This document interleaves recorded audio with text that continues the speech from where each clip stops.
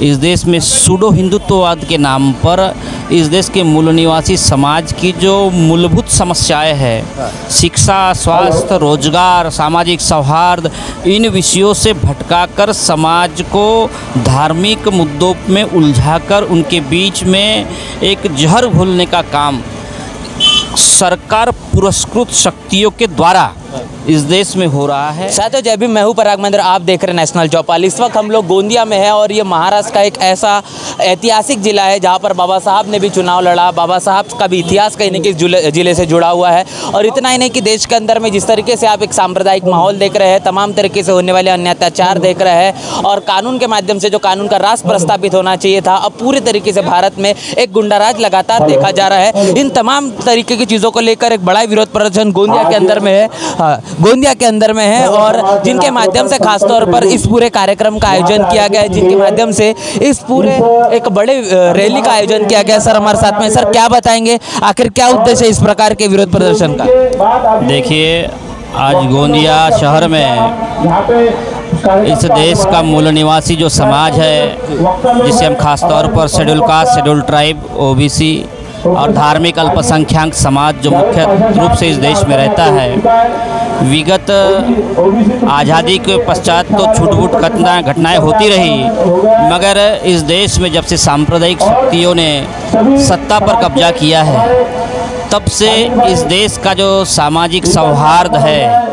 जो समाज के बीच में जो एक सौहार्द का वातावरण था, मगर इस प्रकार एक धार्मिक धर्मांधता के नाम पर, कट्टरवादिता के नाम पर, इस देश में सूडो हिंदुत्ववाद के नाम पर इस देश के मूल निवासी समाज की जो मूलभूत समस्याएं हैं, शिक्षा, स्वास्थ्य, रोजगार, सामाजिक सौहार्द, इन विषयों से भटकाकर समाज को धार्मिक मुद्दों में उलझाकर उनके बीच में एक जहर घोलने का काम सरकार पुरस्कृत शक्तियों के द्वारा इस देश में हो रहा है।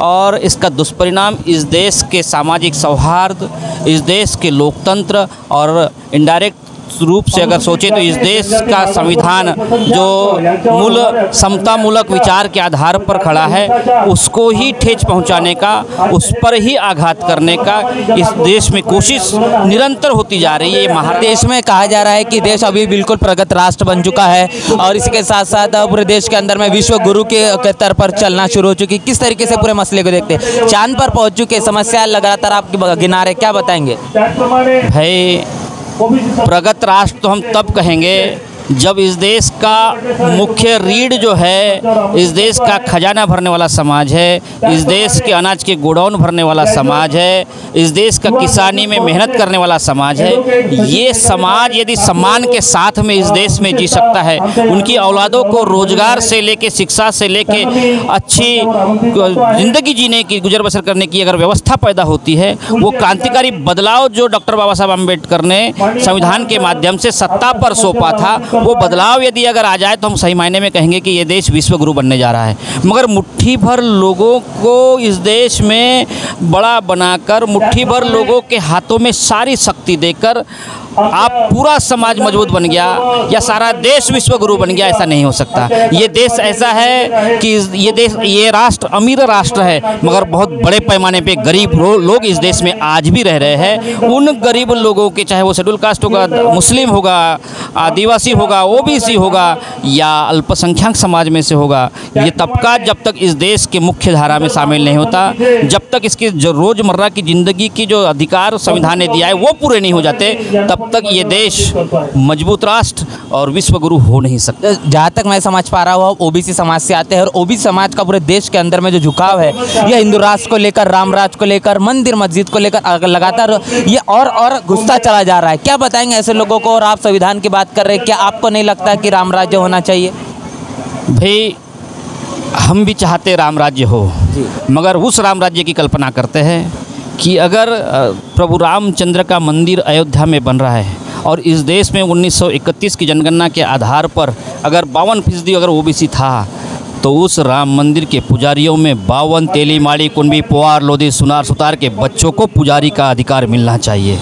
हम भी राम राज्य चाहते हैं कि इस देश में अगर 100 कलेक्टरों की भर्ती होती है तो उस 52 कलेक्टर इस ओबीसी समाज के होना चाहिए। अगर ऐसा राम राज्य आप घोषित करना चाहते हो तो हम आपके साथ में हैं, मगर इनका राम राज्य वो नहीं है। इनका राम राज्य वही है जो रेशियल सुपरलेटिव सिस्टम, जो आरएसएस की मुख्य विचारधारा है, मुख्य उद्देश्य है कि मुट्ठी भर लोगों के हाथों में वर्चस्व देकर सारे समाज को इस देश में उनका शोषण किया जाए, जो पहले था।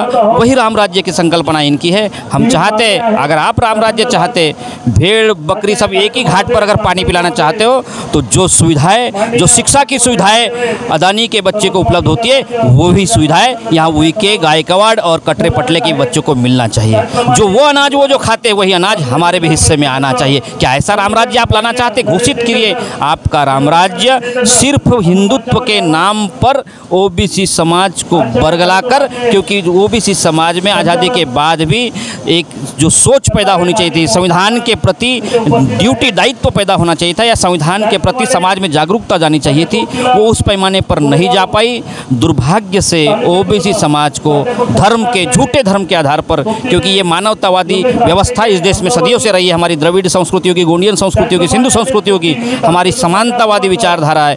मगर आज जो ये असमानता वाली विचारधारा लाकर इस देश में ओबीसी को बरगलाकर, मगर किसी भी देश में अधिकांश सालों तक धर्म के नाम पर आप मूर्ख नहीं बना सकते हैं। प्रधानमंत्री मोदी के सबसे करीबी जो सलाहकार है वो कह रहे हैं कि भारत के संविधान के अंदर में संशोधन होना चाहिए, उसकी समीक्षा होनी चाहिए, बदलना चाहिए। क्या बताएंगे इसको लेकर? संविधान तो कई मर्तबा हो चुका है। हम बुद्धिस्ट, बुद्ध के फॉलोअर लोग हैं, और बुद्धिज्म में अगर समाज के हित के लिए, राष्ट्र के हित के लिए अगर बदलाव आवश्यक है, परिवर्तन ये जीवन का नियम है, सृष्टि का नियम है, तो समाज के हित के लिए, इस देश के लोकतंत्र को बचाने के लिए अगर बदलाव की ज़रूरत है, हम भी साथ में हैं। मगर आप वो बदलाव न चाहते हुए इस देश में भारतीय संविधान ने जो इस देश के मूल निवासी समाज को जो संख्या के आधार पर राइट्स दिया है, उस राइट्स को ख़त्म करके आप अपनी पॉलिसी अगर लाना चाहते हो तो इस बदलाव के हम खिलाफ हैं। देश के अंदर में खास तौर पर आप ये तो हम बात हम करेंगे, लेकिन जो लोग यहाँ पर आए हुए हैं, तमाम तबके के लोग नज़र आ रहे हैं। बता दें कौन कौन से समाज के लोग यहाँ पर मौजूद है, किस तरीके के लोग यहाँ पर आए हुए हैं? यहाँ ये आज के इस कार्यक्रम का आयोजन सर्व समाज मिलकर इस जगह पर, अपेक्षित उम्मीद के हिसाब से संख्या कम भी होगी, मगर प्रतिनिधित्व के तौर पर यहाँ हमारा धार्मिक अल्पसंख्यक मुस्लिम समाज के लोग खड़े यहाँ हैं, यहाँ ओबीसी समाज के प्रतिनिधि है, यहाँ आदिवासी समाज के प्रतिनिधि है, यहाँ शेड्यूल कास्ट समाज के प्रतिनिधि है। सारे समाज के प्रतिनिधि यहाँ इकट्ठा आकर प्रतिनिधित्व के आधार पर इस देश में जो एक दमनकारी व्यवस्था चालू है, इसके खिलाफ में एक उलगुलान करने का आंदोलन के लिए यहाँ सारे प्रतिनिधित्व के तौर पर लोग इकट्ठा हुए हैं। मणिपुर के अंदर में घटना होती है, हरियाणा नूह के अंदर में होती है, कैसा देखते हैं पूरे देश के अंदर में जो माहौल है वो सांप्रदायिक बनाने का लगातार काम किया जा रहा है? इस देश में जितने भी आज तक प्रधानमंत्री हुए हैं, मगर हमारे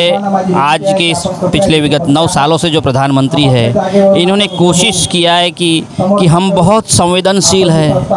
अगर उनको सार्वजनिक तौर पर किसी कांग्रेस के नेता ने पिछड़ा कह दिया, उस बात पे भी वो रोए हैं। माटी को चूमकर, संसद को चूमकर उस बात पर भी रोने की कोशिश किए। मगर इतने संवेदनहीन ये प्रधानमंत्री है कि एक आदिवासी समाज के बेटी को नंगा घुमाया जाता है और इनके जुबान पर एक जू तक नहीं रुकती, तो इनकी कैसी संवेदनाएं? ये इस देश में आज़ादी के पश्चात में दूसरे नंबर के ढोंगी प्रधानमंत्री है जी। और आखिर एक सवाल लेना चाहूँगा, आखिर तमाम तरीके से लोकसभा 2024 के चुनाव है, इसके मद्देनजर रखते क्या परिवर्तन देश के अंदर में आप देखते हैं? परिवर्तन तो आएगा, बदलाव सृष्टि का नियम है, दमनकारी नीति कामयाब नहीं हो सकती। इस देश में आज भी इस देश की इस व्यवस्था को समझने वाले और उस व्यवस्था को कायम करने के लिए लड़ने वाले लोग जिंदा है।